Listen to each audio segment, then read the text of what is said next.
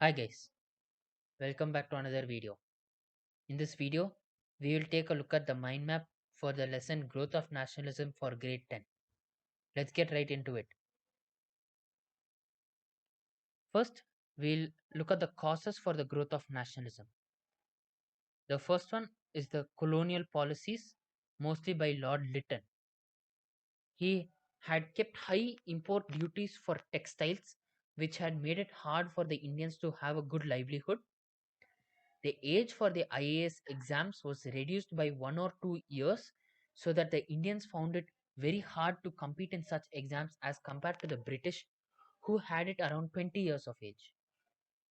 Lord Lytton in 1877 also hosted the Grand Delhi Darbar to welcome Queen Victoria and proclaim her as the Queen of India.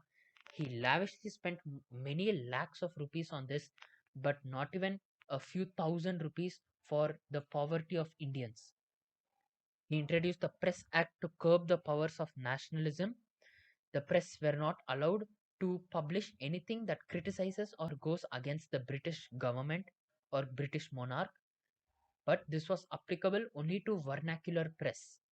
That is, it cannot happen in English press.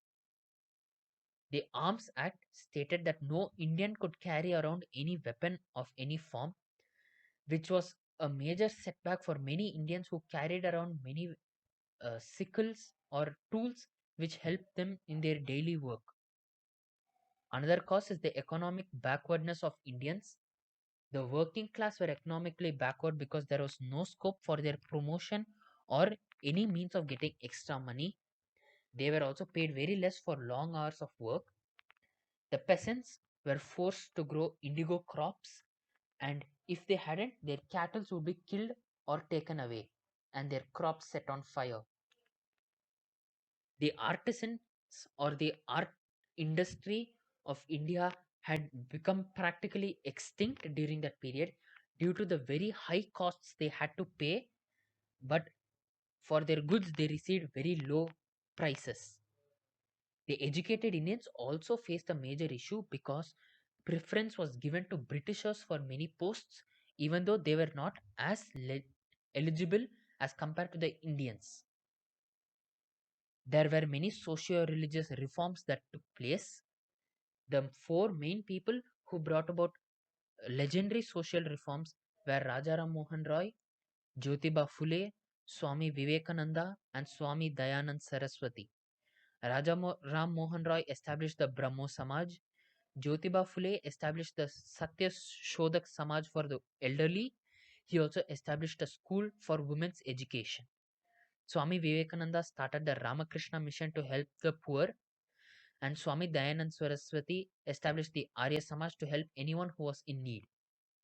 Social religious reforms battled mainly idolatry, that is, praising of idols, polytheism or marrying more than one woman at the same time, infanticide or killing children because they were females or any such reason, child marriage, which was used by many Indian families so that they could obtain some extra money.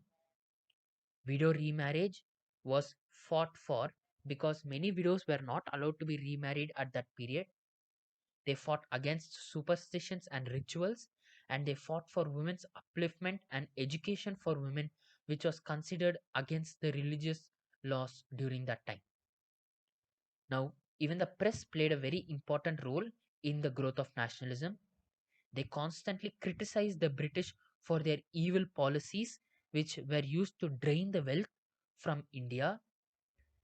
They constantly spread the ideas of patriotism, liberty, and freedom to many Indians.